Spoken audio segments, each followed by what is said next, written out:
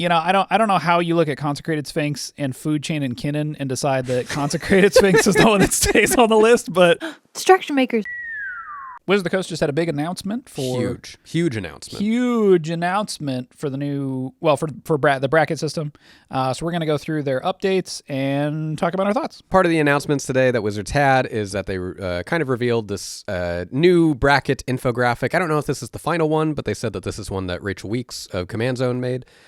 We're not going to be going over this entire infographic. There's just a little too much on it to cover. Yeah. I think it'll take up the whole video.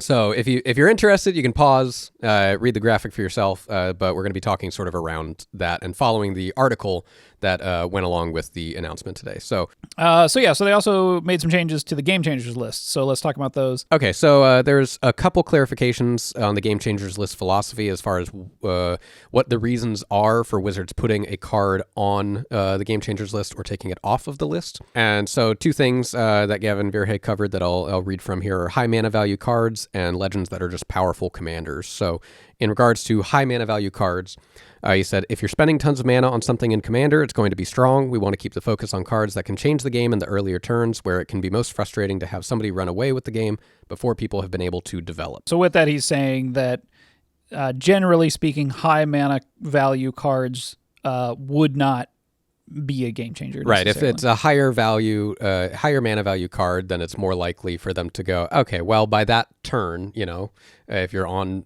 mana curves, or whatever, then that's probably fine to keep it in there, even if it's a strong card. And then the second thing are legends that are just powerful commanders. The easiest thing to opt out of is someone's commander. If someone says, I want to play Yuriko, you know exactly what that means, and it's easy to prompt a conversation. If something is also wildly powerful in the 99, or simply unfun all around, we're fine leaving it on the list, but power alone isn't a reason to list it as a game changer. So high mana value cards that were removed are Expropriate, Jin-Gitaxias, Core Augur, Sway of the Stars, and Vorinclex, Voice of Hunger. Which coincidentally, Jin-Gitaxias and Vorinclex could also be commanders, I think. So I think they are legendary. Yeah. I guess they're just saying, fuck you, you're not strong enough to be considered as part of the other category. And then legends that are strongest in the command zone, the ones that have been removed, have been Kinnan, Bonder Prodigy, Urza, Lord High Artificer, Winota, Joiner of Forces, and Yuriko, the Tiger's Shadow. So Expropriate, I don't know why this was on the list to begin with. This thing costs a bajillion mana. Whatever. Like, you get to do powerful things when you cast a spell that costs, what is it, 7 or 9 mana or something? Yeah. I pretty much agree with all of the assessment here for the high mana cost cards, and none of these seem crazy to take off the list. The closest thing I could see is something like Jin-Gitaxias, that like if you're going to go with unfun, which again, we'll probably touch on this later, but unfun is not a great adjective for describing reasons for why you're going to get rid of a card or add a card. It's too subjective. Yeah, very subjective. I should say not always too subjective, but like the bar for unfun is like real high, or at least it should be, right? Like, sure. Because you just don't know. You don't know what people are going to like. And people complain about Sway of the Stars because, I don't know, someone talked about, I heard people saying, oh, you could like loop Sway of the Stars and just keep the game going or something. And I'm like, okay. I think it's just a game extender thing. Yeah. Is the reason why it was on the ban list to begin with. So yeah. Yeah, I don't feel anything for the high mana value one. The legends. Yeah, so this is interesting. Some of these legends that were removed from the list are commanders that are played in CEDH. And having this idea that like, okay, well, if you play it in the command zone, then people can opt out of it. But like Kinnan in the 99, Urza in the 99 is quite powerful. Still good. So, I mean, look, I'd rather they be very conservative with the game changers list and the ban lists here, but to say that because Kinnan or Urza is in the command zone, you can opt out of playing against these doesn't really encompass the entirety of why these cards might be problematic. Kinnan is exceptionally good, even in the 99. There's CEDH decks that play Kinnan in the 99. There's CEDH decks that play Urza in the 99. So that argument to me is a little, I don't know, it's a little fuzzy. I guess to me it shows how fuzzy this line is, right? Of what is going to go in the game changers and what's not going to go in the game changers list. Where, like, yeah, these cards are individually very powerful.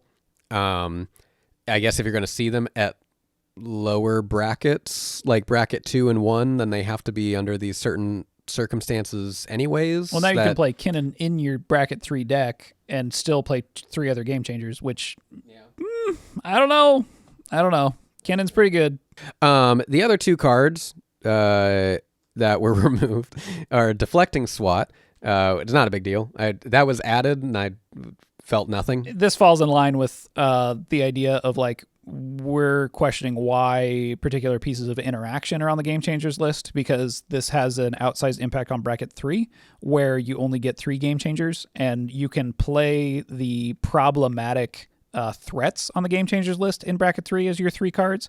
But then if you're using up your game changers on the answers to those threats, it becomes like, okay, well, your deck's significantly worse, basically. Yeah. It's instead of using a Rhystic study, you're having a Fierce Guardianship. Yeah, it's like, terrible. That's going to be terrible. Yeah. Yeah. And then the last card removed is Food Chain. Lesser known card. This is a choice that you can make, I guess. Out of all the cards that I thought they'd get rid of, I didn't think it'd be Food Chain. Food Chain's a weird one. Now, I do think I should explain. Let's explain the rationale. I'll read Food Chain first real quick. Yeah. Food Chain is 2 and a green enchantment. Exile a creature that you control, very important. Add X mana of any one color, where X is 1 plus the exiled creature's mana value. Spend this mana only to cast creature spells. So this is used for all sorts of shenanigans. You can make infinite mana like nobody's business. You can go and chain into big giant creatures. It's often comboed with the creatures that can be played from exile, like Squee, and then there's a griffin. I can't remember, Mist Meadow Griffin or something. Yeah. And you make infinite mana because you can exile them and then play them again from exile and then play them again. But that's not the only way that Food Chain gets played and is good. The CEDH deck Semi-Blue that we've talked about previously, some of their builds play Food Chain as just a value Food Chain, playing a creature that has a particularly good enter the battlefield effect and then exiling it for mana, and then playing another creature that has a particularly good enter the battlefield effect, exiling it for more mana, and generating a ton of value generally without comboing off. Food Chain's a really good card. Does it have to be on the game changers list?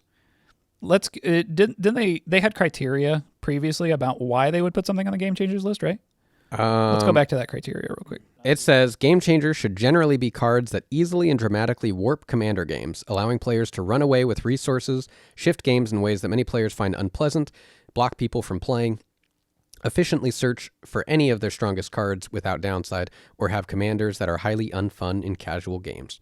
Well, it definitely dramatically warps the game and allows you to run away with resources. Yeah, that's the one I'd key in on here, is that if you're trying to be logically consistent about what's on the list, I would say that this is a inexpensive card that generates a ton of resources when it's played and can run away with the game. So. Right. And all the things that it combos with are not on the game changer list. Now, the reason that they said is because, so this is their reasoning for getting rid of Food Chain. They said it's an incredibly powerful combo card. However, because it's a combo card, it doesn't risk causing trouble in the lower brackets anywhere. Adding it was sensible because of its pedigree, but as the community noted, the brackets already do a good job of restricting combos. Today, we're taking it off the list. So, yeah. Now, this might be where some of the confusion with the bracket system is, because when I heard 2-card combos, I figured that's win conditions. And I guess what they're saying is that this is not going to be a problem because it just generates infinite mana. Right, it just makes a lot of mana. Technically should win you the game, but won't always win you the game. So the last thing here is that they talked about cards that stayed on the list. Consecrated Sphinx, Coalition Victory, and Panoptic Mirror. You know, I don't know how you look at Consecrated Sphinx and Food Chain and Kinnan and decide that Consecrated Sphinx is the one that stays on the list, but you know, look, they didn't ask me, so. It can really dominate a game if not removed within a couple of triggers, and the strange clone interaction where 2 players can collude isn't the greatest.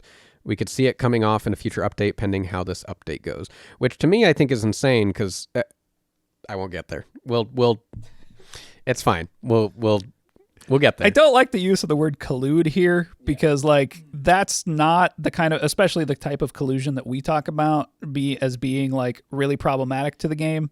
At least at tournament CEDH. Right. We generally talk about like a meta collusion, right? Something that's outside of the game. That's usually you're colluding in order to win a tournament, work with someone. This is in-game collusion, where if you have Consecrated Sphinx, I would call this cooperation. Right. It's cooperation. Yeah. It really is what it is. There's no subterfuge going on here, which I think collusion implies. Right. If I have a Consecrated Sphinx and someone else has a Consecrated Sphinx, essentially when they draw off of my draw or vice versa, then they get to draw again or I get to draw again, and we can just continuously loop that however many times we want until you draw your whole deck. I think that they're probably fine to remove this from the list, so maybe we'll get there next time. The next two cards are just kind of a joke. I don't know why these are on the list. Like, yeah, Coalition Victory. Like, you kidding me? Like, this card costs 8 mana and like isn't like how is this still on the list, man? Like, I don't. What's going on here? Yeah, I feel like Coalition Victory is just like the joke that it came off the banned list to go onto the Game Changers list, which people thought was like also not a big deal because they're like, yeah, like who's gonna still play this? Yeah. So you know what this feels like to me? This feels like the reverse Soul Ring, where like Soul Ring is not banned or on the Game Changers list because it's like, oh, it's the spirit of the format. Everybody loves Soul Ring. We got to keep it. This is like, this stays banned because it's the spirit of the format, but it like makes no sense for it to be. People really wanted this to be banned. Yeah. Back in the day, so there's a lot of hubbub, so we got to keep it here. And Panoptic Mirror, I don't know, it seems fine. Is that what it's called? Panoptic Mirror, yeah. This seems fine. I don't know. I think it's tough, right? Because I don't think Wizards of the Coast wants to come in and mess up a good thing. You know, they don't want to come in and like, they don't want to come in and impose their will upon this format that was sort of like created by the players. They want to maintain that image that this is still a player-driven format. And bring in a commander panel and ask them, you know, what they think. And I think that because you don't really have like a one really coherent vision for what someone thinks this format should be, you end up with kind of some weird choices like, you know, Urza and Kinnan and Food Chain coming off the Game Changers list, and Consecrated Sphinx, or not even that, and Coalition Victory staying on the Game Changers list. And so I don't know, it feels like this kind of design by committee situation where they're coming to kind of some strange conclusions and maybe thinking that they are, I don't know. The Food Chain thing feels just like a little too clever to me. Like, that feels to me like people don't really understand the power of this card, and they're kind of like, well, you can't do the infinite combos with it, so therefore it's fine. And I'm like, yeah, but like you can still generate an insane amount of mana and just play a value Food Chain, and like that's a very powerful card. Arguably more powerful than Coalition Victory. You know, like, I don't know. If there's one thing that I kind of noticed when listening to Gavin Valentine talk about it, and it's also mentioned a few times in the article, is that they keep kind of going back onto this idea of fun that we've talked about before, in that I think, again, I don't want to speak for you, but I hate the word fun. I think it's too subjective, right? There's, like, what does that mean? It means different things to different people. When designing games, I think we tend to not use the word fun. Try not to. Right. And I think the same can be said when you're designing anything. So, you know, obviously Commander is an existing game. It's already out. Ideally, players want to have fun, right? That's like usually an outcome from an experience, but you need to understand what that experience is that you're trying to catch, right? And so what usually happens with Magic, at least traditionally in Standard, is that what's kind of deemed as unfun is almost always non-interactive. And so if interaction is the key to those sort of fun moments, right, then making sure that you're giving players the opportunity to do that, to have that interaction, is what's, I guess, fun, right? And that's the outcome. I think part of the appeal to Commander is that it is less interactive, to be honest. Like, I do think that it's that players want to kind of be not quite playing solitaire, but almost playing solitaire, and just watch, like, I built this Rube Goldberg machine and I want to watch it unfold and do it and like happen at the table. And I want other people to witness that. And I want it to like kind of interact with what else is going on the table. And I want us all to do that all kind of at the same time and come to this like perfectly logical conclusion to the game, which makes perfect fair sense to everybody that's at the table. And that's not Magic's systems, right? Magic systems are, I am attempting to do my thing through you attempting to do your thing, like, and simultaneously we're both trying to stop each other from doing whatever that thing is, because that thing wins the game. Again, we've said this before, this is kind of an impossible task for them to try to craft a system that's going to satisfy every player in every situation.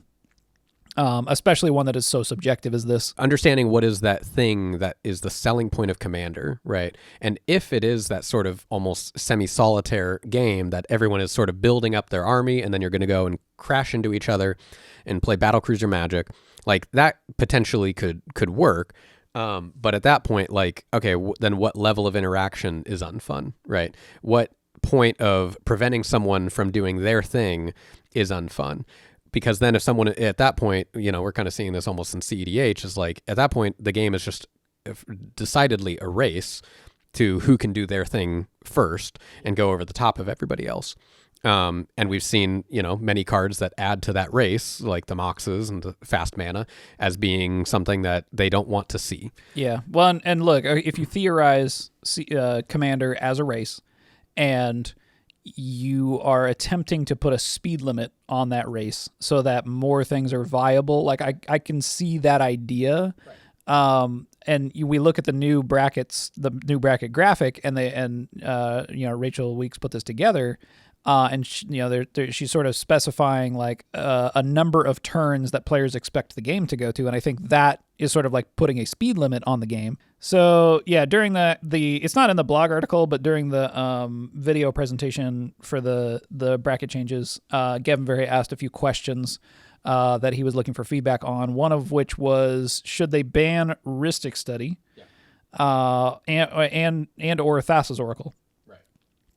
And they said they're not banning it, but that they want to get players' feedback. That they're thinking about it. It was on the chopping block, but they want to ask people. Yeah, and we made a video a while back now talking about maybe that it is time to ban Rhystic Study, and we went through the math on, sort of the situation that unfolds in CEDH. Yeah, what they said about game changers, right? And I think really it's that they need some definitive parameters for what makes a banned card. Yeah, you're right. Yeah.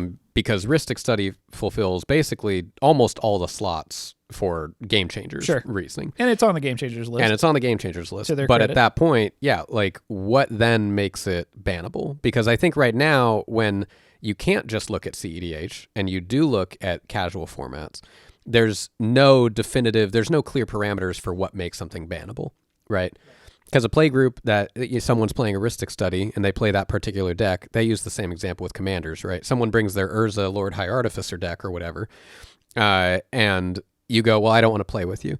Same thing could be said, like, well, you play Rhystic Study in there, so I don't want to play with you. Yeah. So, well, this is an argument for, like, why have a ban list at all besides the cards that, like, actually break the game, like, just do not function in the format. Right. And so I think that's why the only thing you can look at is CEDH.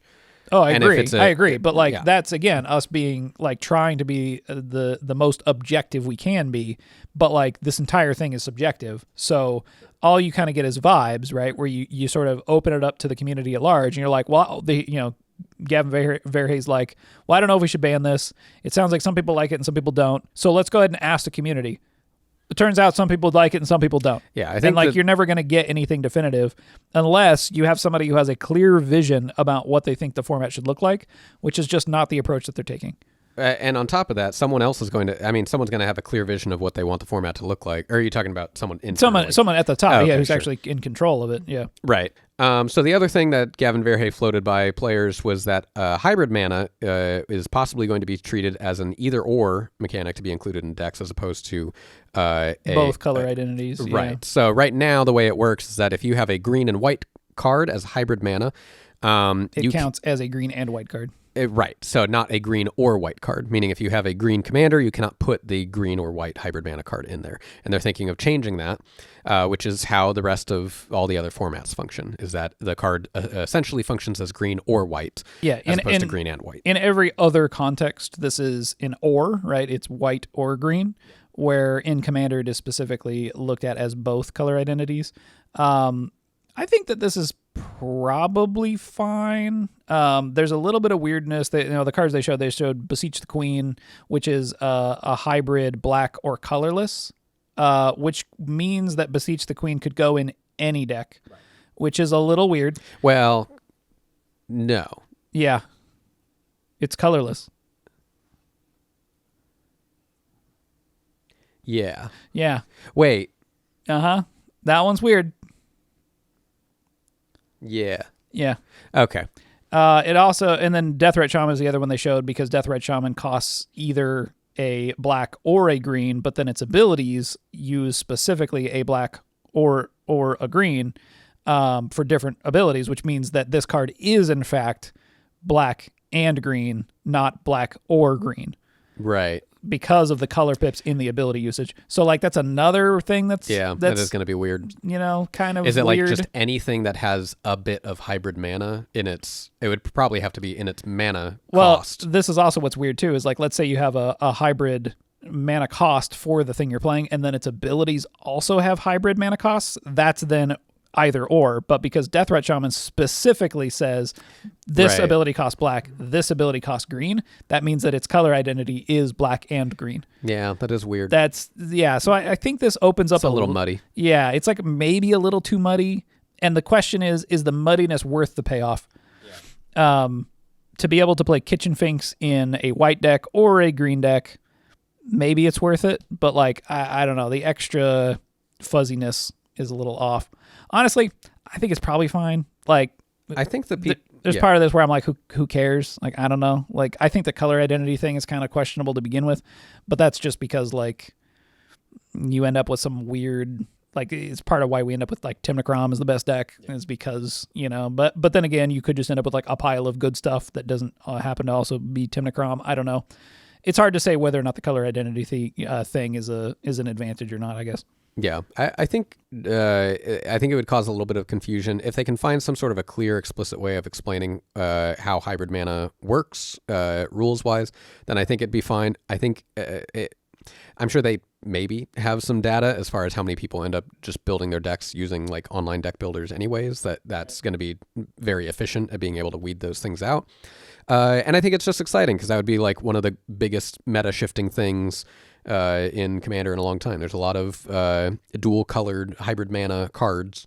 That'd be really interesting to see slotted into different decks.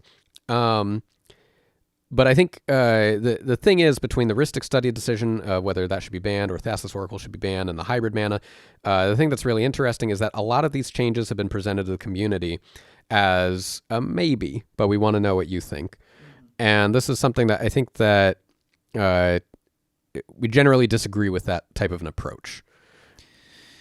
Is that too strong of a statement? I mean, look, it's always really important to get feedback on what you're working on, but so there's a difference between asking somebody what game they want versus saying, how do you think we could make the game that this is much better? Yeah. And I think that's the philosophy problem here, is that there's a lot of what's the game that you want players like going on, right? We're asking you, what do you want this game to be?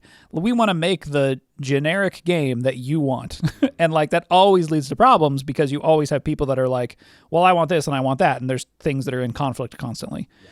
And if you don't ever make a decision one way or the other, then nothing ends up changing. And I think this Rhystic study situation is exactly that. It's, should Rhystic study be banned? Maybe, maybe not.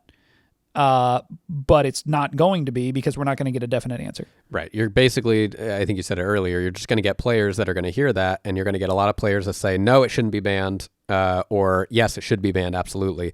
And it's not going to be any more clear, right? I think this is actually the value of them bringing in a committee like the Commander Committee, but not if they don't use them in this way, right? That committee has to be a condensed version of people that are a representative of the massive community, right? The minute that you open it up to just the world, like it shouldn't be that different, right? Obviously it probably will be, but it's not going to be drastically different. I'd imagine, at least, right? As long as you're getting a good eclectic group of people with different backgrounds with how they experience Commander to go and form that committee. But I feel like it's using their value as players and consumers of this, not to your advantage, to basically go, well, we couldn't decide, so what do you guys think? And that's just extrapolating out to more people that also can't decide. Eventually, someone has to be able to decide, what is this format actually trying to be? What are we trying to do with it? And make definitive decisions about that. And instead, they're basically trying to come up with a system that lets the game be everything to everybody all at once. And like, that's how you end up with mud, and you end up with a lot of players that are like have one idea of the game and other players have a different idea of the game, and they have just conflicts constantly. And currently, even with the bracket system, that hasn't changed. That was what it was prior to the bracket system. That's kind of what it still is. It's just people are using terminologies like bracket instead of power levels. 7, yeah. Right. So we're still rolling around in the mud. Oh, no, we did the pig thing. Oh, we talked about the pigs. Oh, no, we can't escape it. You know what I'm surprised about? I'm surprised Josh Lee Kwai and Rachel Weeks are still on the advisory board after they shit-talk Spider-Man so hard. Well, I'll tell you what, they're probably not ambassadors. Also, they definitely, like, I remember the thumbnail and the title was like, we got some things to say. And then I turned the video on and they're like, we don't want to be mean. I know. Like, you guys, you guys pulled your punches. All right. We're not going to be ambassadors. We don't care. If you enjoyed listening to us talk about the brackets update, please feel free to give us a little like and a subscribe, maybe a comment down below. If you think we should be Magic brand ambassadors, you can join our Discord. You can find the link in the description below. Thanks for watching. We'll see you next time.